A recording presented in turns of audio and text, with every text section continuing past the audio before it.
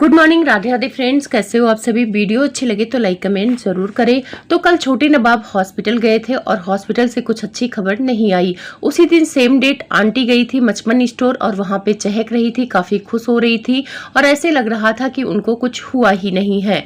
उसके बाद वहां अपनी बीमारी को लेकर झूठ बोला। अनुष्का को छुपाया क्यों जा रहा है। अनुष्का आप लोगों अगर नोटिस करेंगे तो जब छोटे नवाब जा रहे थे हॉस्पिटल तो पीछे गाड़ी में बैठी थी, लेकिन उसको कैमरे पर नहीं लिया। हल्की सी झलक दिखी। अगर मैं गलत हूं तो प्लीज कमेंट करके बताना, क्योंकि मुझे वो अनुष्का लगी। लेकिन आंटी के ब्लॉग के हिसाब से देखें तो अनुष्का उनको छोड़कर जा चुकी है बीमारी में और छोटे नवाब भी अनुष्का को नहीं दिखा रहे हैं। बहुत सारी बातें हैं इनके घर में। अगर आप चैनल पे नए हैं तो प्लीज सब्सक्राइब कर लें।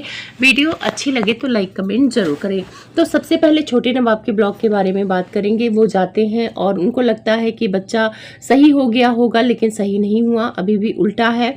तो वो परेशान होते हैं। तो परेशान होना लाजमी है। अगर बच्चा उल्टा है तो नॉर्मल डिलीवरी बहुत ही मुश्किल है। तो रिस्क लेने से अच्छा है कि ऑपरेशन करा ले, और ऑपरेशन जिस दिन कराना हो अपना डेट निकाल के जाके करा लेना चाहिए। यही सलाह लोग दे रहे थे। पटना ले जाने के लिए पूछ रहे थे तो भाई देखो, वो तुम्हारी समझ है। पटना ले जाना है कि घर में रखना है वो तुम्हारा है। ऑडियंस क्या सलाह देगी। और बहुत सारे कुल लोगों को लग रहा है कि ये स्क्रिप्टेड है, तो मुझे भी अब लग रहा है कि स्क्रिप्टेड है और ऐसा दिखाया जा रहा है, एक दूसरे को गलत दिखाया जा रहा है, और जिससे ताकि दोनों को गालियां पड़े, और गालियां पड़ेगी तभी तो इनकी कंट्रोवर्सी रियल लगेगी। ऐसा नहीं है कि झगड़ा नहीं हुआ है, झगड़ा हुआ है, लेकिन उसी झगड़े का मौके का फायदा उठा रही हैं आंटी। आंटी के टाइटल और थंबनेल आप लोग देख ही सकते हैं। उधर छोटे नवाब अकेले गए हैं हॉस्पिटल से। छोटे नवाब का हॉस्पिटल वाला वीडियो आता है, कम्युनिटी आता है। आंटी एक ब्लॉग डालती हैं जहां पर साड़ी दिखाती हैं और टाइटल और थंबनेल डालती हैं कि हमने कुछ लिया है पारिवारिक मामले में बड़ा फैसला।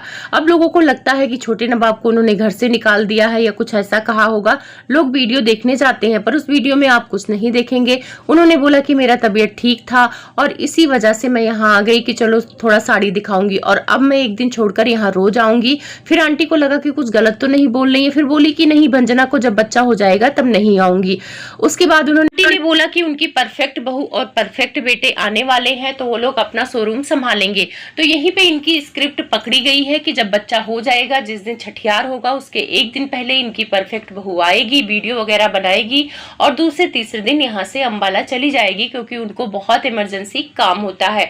वैसे उनका दांत दर्द है, दांत दर्द का भी इन लोगों ने कंटेंट बनाया है। ऐसे लग रहा है कि कौन सा बहुत बड़ा ऑपरेशन होने वाला है। ऐसी सर्जरी नॉर्मल हर तीसरे दिन कोई ना कोई जाता है दांत की प्रॉब्लम से और करा के आता है और घर के सारे काम भी करता है। लेकिन इन लोगों की बीमारी तो कुछ ज्यादा ही हाई फाई हो जाती है और सलाह भी देने चले जाते हैं ऑडियंस। अपने घर में कम से कम पहले झांक लो। उन ऑडियंस को मैं बोल रही हूँ कि आपके घर में इससे बड़े बड़े दांत दर्द होते होंगे और दांत दर्द वाले काम भी करते होंगे और हॉस्पिटल से आ भी जाते होंगे, लोगों को पता भी नहीं चलता होगा। लेकिन इनके घर में तो बीमारी ऐसे बढ़ा चढ़ा के बोला जाता है कि पूछो मत। आंटी भी साड़ी वगैरह दिखा रही थी, तो साड़ी दिखाते दिखाते वहां पे काम करने वाले लोगों से बोलती हैं कि वो मौत के मुंह में वापस आई हैं। तो वो लोग पूछते हैं कि क्या हुआ है आंटी जी। तो इन्होंने कहा कि इनका बीपी 290 हो गया था और पूरा घूम रहा था सब कुछ। फिर वहां पे मैं सोचने लगी कि पहले तो मैं समझती थी कि आंटी बाई मिस्टेक 290 बोली थी कि उनका बीपी 290 हो गया था, फिर भी यहाँ पे भी 290 ही बोल रही है बढ़ा चढ़ाकर। तो मैं सोचने लगी कि अगर 290 बीपी होता तो आंटी यहाँ पे मेकअप वगैरह करके और हंस हंस के यहाँ पे ब्लॉग नहीं बना रही होती है और साड़ी नहीं बेच रही होती। लेकिन आंटी को समझ में नहीं आता कि आप लोग अपनी बीमारी को बढ़ा चढ़ाकर बोल रहे हैं। ऑडियंस समझदार है, गूगल जाके देख लेना आंटी 290 बीपी होता है तो क्या होता है। अब आंटी पहले दिन भी जब उल्टी की थी तो बोल रही थी कि इनका बीपी 290 हो गया है।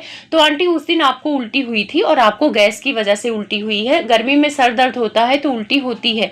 ये प्रॉब्लम मुझे भी है। पित्त की प्रॉब्लम जिसको होती है ना उसको उल्टी होती ही होती है, और उसमें बीपी लो या हाई हो जाता है, ये प्रॉब्लम होती है। सर चकराने लगता है, सुस्ती आ जाती है। तो आंटी को वही हुआ था। आंटी का बीपी हो सकता है 180 190 जो भी बढ़ा हो, तो आंटी उसको 290 बता रही है। आंटी को समझ में नहीं आ रहा कि 290 आंटी अगर आपका बीपी गया होता तो आपको ब्रेन स्ट्रोक का खतरा हो जाता, आप आईसीयू में भर्ती होती। आप तो दूसरे दिन ही आके ब्लॉग बना रही थी। अब आप कहेंगे कि ब्लॉग आपका एडिटर बना रहा था, तो जब आप लेटी थी, बैठी थी, हॉस्पिटल जा रही थी, तब ब्लॉग समझ में आता कि एडिटर ने बना के डाल दिया।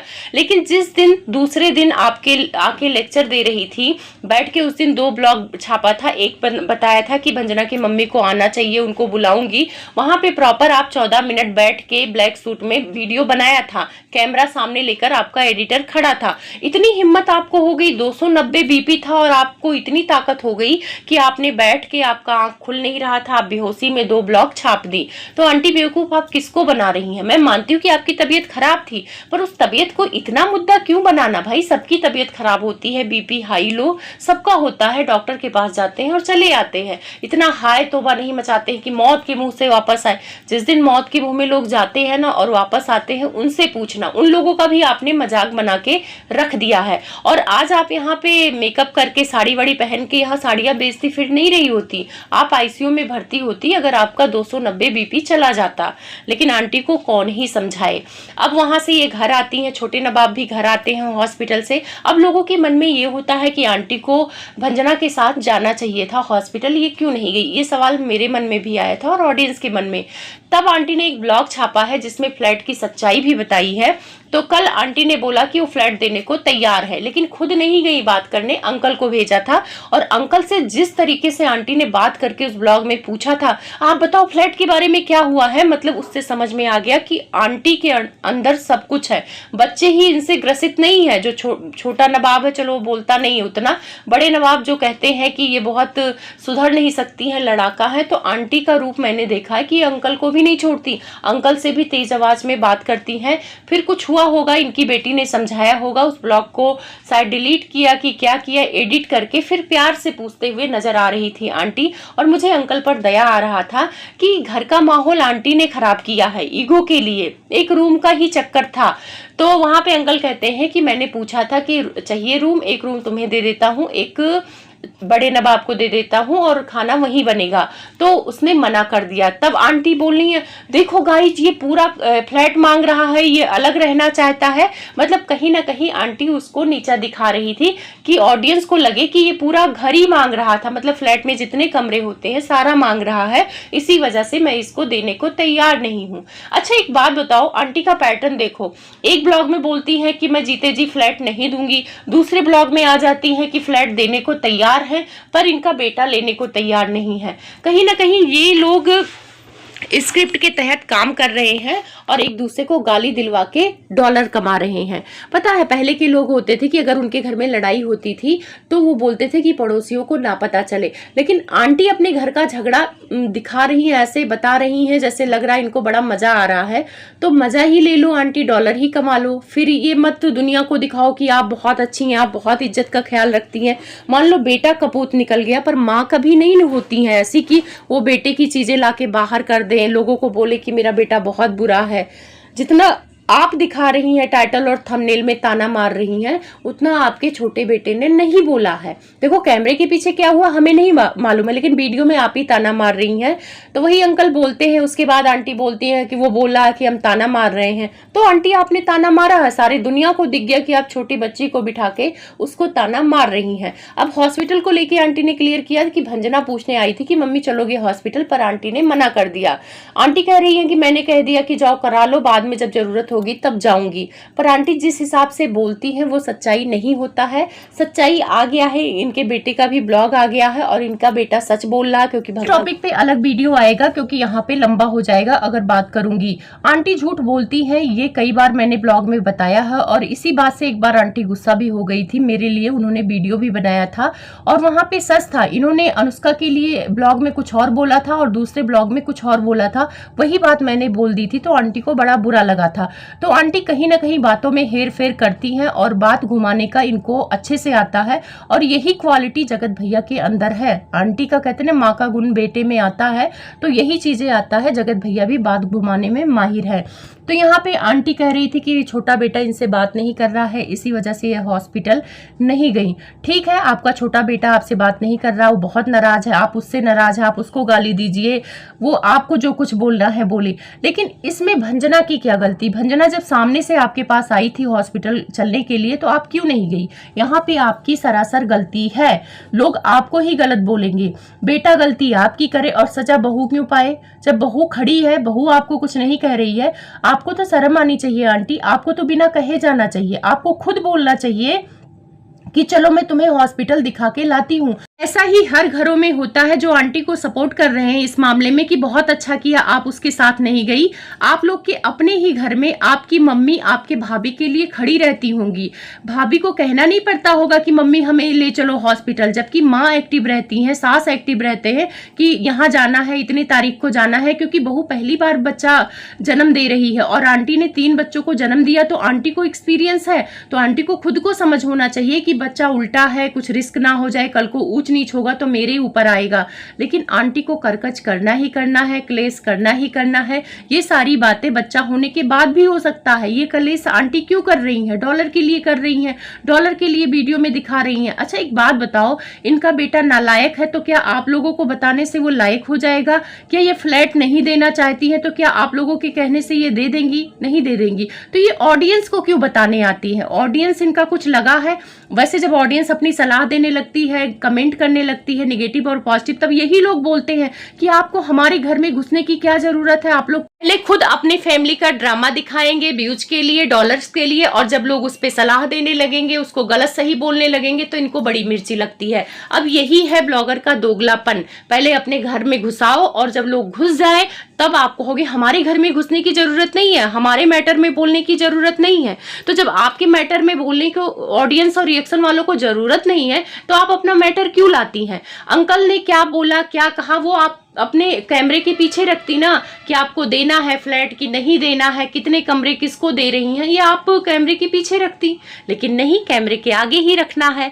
अरे ये सारी चीजें बाद में भी हो सकती हैं। और जो आंटी आप ये कह रही हैं कि आपको बुलाया नहीं इसीलिए नहीं गई हॉस्पिटल आपके छोटे बेटे ने, तो आपका तो कई बार ऐसा हुआ कि बड़े बेटे ने आपको बुलाया ही नहीं। कंट्रोवर्सी में तो ऐसी भागी भागी गई कि पूछो ही मत। बेंगलोर वाली जिज्जी को जब प्रॉब्लम आई है तब भागी गई हैं। जहां 10,000 का टिकट था वहां 27,000 का टिकट देके आप गई, क्योंकि उस टाइम पे टिकट नहीं मिल रहा था।